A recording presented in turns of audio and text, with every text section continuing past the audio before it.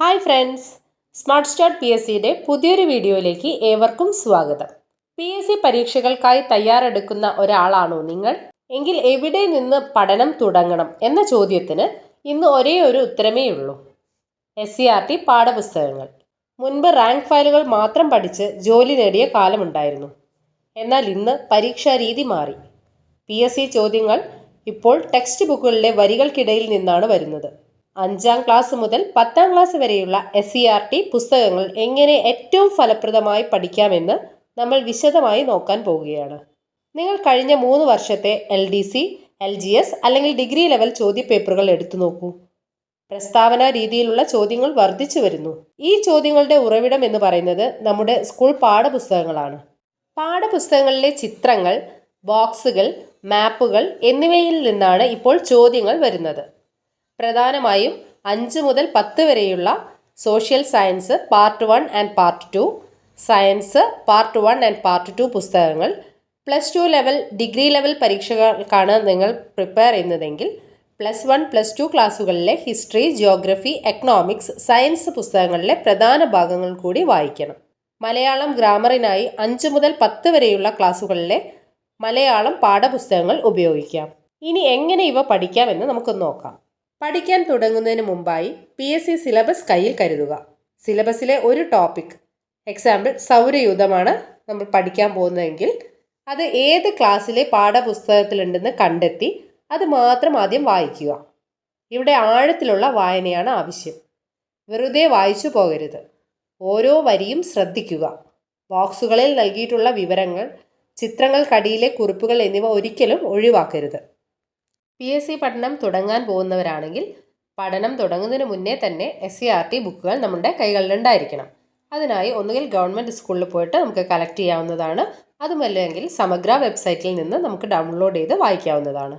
Text ബുക്കുകളാണ് നമ്മളെ കയ്യിലുള്ളതെങ്കിൽ അതിന് separate not പ്രിപ്പറേഷൻ്റെ ആവശ്യമില്ല. നമ്മൾ വായിച്ചു പോകുമ്പോൾ പ്രധാനപ്പെട്ട ഭാഗങ്ങൾ ഒന്നുകിൽ അണ്ടർലൈൻ ചെയ്തോ അല്ലെങ്കിൽ ഹൈലൈറ്റർ വെച്ചോ മാർക്ക് ചെയ്യാവുന്നതാണ്. കൂടെ നമുക്ക് മറന്നു പോകാൻ സാധ്യതയുള്ളതോ അല്ലെങ്കിൽ തെറ്റിപ്പോകുമെന്ന് തോന്നുന്നതോ ആയ പോയിൻറ്റ്സുകൾ ചെറിയ കീവേഡ്സ് ആയിട്ട് നമുക്ക് ടെക്സ്റ്റ് ബുക്കിൻ്റെ സൈഡിൽ തന്നെ എഴുതി വയ്ക്കാവുന്നതാണ്. അതല്ല, സമഗ്ര വെബ്സൈറ്റ് വെച്ചാണ് നമ്മൾ പഠിക്കുന്നതെങ്കിൽ നോട്ട് പ്രിപ്പറേഷൻ അത്യാവശ്യമാണ്. പുസ്തകത്തിലെ എല്ലാ കാര്യങ്ങളും നോട്ടിലേക്ക് എഴുതി വയ്ക്കരുത്. നിങ്ങൾക്ക് അറിയാത്ത കാര്യങ്ങൾ അല്ലെങ്കിൽ മറന്നു പോകാൻ സാധ്യതയുള്ള വസ്തുതകൾ മാത്രം ഒരു ഡയറിയിൽ കുറിച്ച് വയ്ക്കാം. 5ാം ക്ലാസ്സിലെ ഒരു വിഷയം പഠിക്കുമ്പോൾ അതിൻ്റെ ബാക്കി ഭാഗം 8ലോ 9ലോ വരുന്നുണ്ടെങ്കിൽ അവ ഒരുമിച്ച് പഠിക്കാൻ ശ്രമിക്കണം. ഒരു പാഠം ഒരു പേജിൽ ഒതുങ്ങുന്ന രീതിയിൽ നോട്ട്സ് എഴുതാൻ ശ്രമിക്കണം.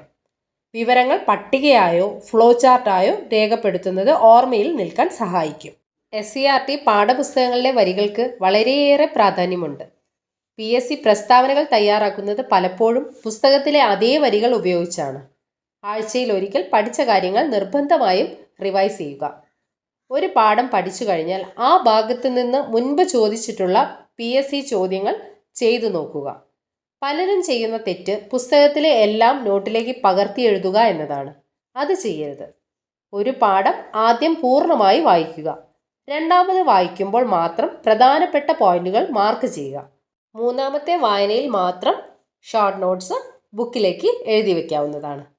പഠിക്കുന്നതിനേക്കാൾ പ്രധാനമാണ് പഠിച്ചത് ഓർത്തെടുക്കുക എന്നത്. ഒരു പാഠം പഠിച്ച ശേഷം പുസ്തകം അടച്ചു വെച്ച് നിങ്ങൾ തന്നെ നിങ്ങളോട് ചോദ്യങ്ങൾ ചോദിക്കുക. റിവിഷൻ ചെയ്യാൻ പ്രധാനപ്പെട്ട ഒരു മാർഗമാണ് 5-3-1 ഫോർമുല. അതായത് പഠിച്ച അന്ന് തന്നെ ഒരു റിവിഷൻ, 3 ദിവസത്തിന് ശേഷം രണ്ടാമത്തെ റിവിഷൻ, ഒരു ആഴ്ചയ്ക്ക് ശേഷം മൂന്നാമത്തെ റിവിഷൻ. ഇങ്ങനെ റിവൈസ് ചെയ്താൽ അത് നിങ്ങളുടെ ലോങ് ടേം മെമ്മറിയിലേക്ക് മാറും. നിങ്ങൾ ഒരു ജോലി ചെയ്യുന്നവരോ വീട്ടമ്മമാരോ ആകട്ടെ, ഒരു ദിവസം 2 പാഠങ്ങൾ വീതം പഠിക്കാൻ ശ്രമിക്കുക. ഇങ്ങനെ പോയാൽ 3 മാസത്തിനുള്ളിൽ 5 മുതൽ 10 വരെയുള്ള എല്ലാ പുസ്തകങ്ങളും നിങ്ങൾക്ക് തീർക്കാൻ കഴിയും. പരീക്ഷയ്ക്ക് മുമ്പ് ഈ നോട്ട്സ് മാത്രം ഒന്ന് കണ്ണോടിച്ചാൽ മതിയാകും. SCERT പഠിച്ചു കഴിഞ്ഞാൽ നിങ്ങൾക്ക് കിട്ടുന്ന കോൺഫിഡൻസ് മറ്റൊന്നിൽ നിന്നും കിട്ടില്ല. അതൊന്ന് എപ്പോഴും ഓർമ്മയിൽ സൂക്ഷിക്കുക. പാഠപുസ്തകം നിങ്ങളുടെ ആയുധമാക്കിയാൽ PSC റാങ്ക് ലിസ്റ്റ് നിങ്ങളുടെ മുന്നിലുണ്ടാകും. ഓർക്കുക, വജ്രം ഖനനം ചെയ്യുന്നത് പോലെയാണ് SCERT പഠനം. കുറച്ച് പ്രയാസമായി തോന്നാം, പക്ഷേ നിങ്ങൾ കണ്ടെത്തുന്ന ഓരോ പോയിന്റും പരീക്ഷാ ഹാളിൽ നിങ്ങളുടെ റാങ്ക് ഉയർത്തുന്ന വിലപ്പെട്ട മുത്തുകളായിരിക്കും. ഈ വീഡിയോ നിങ്ങൾക്ക് ഉപകാരപ്പെട്ടെങ്കിൽ നിങ്ങളുടെ സുഹൃത്തുക്കൾക്കും ഷെയർ ചെയ്യുക.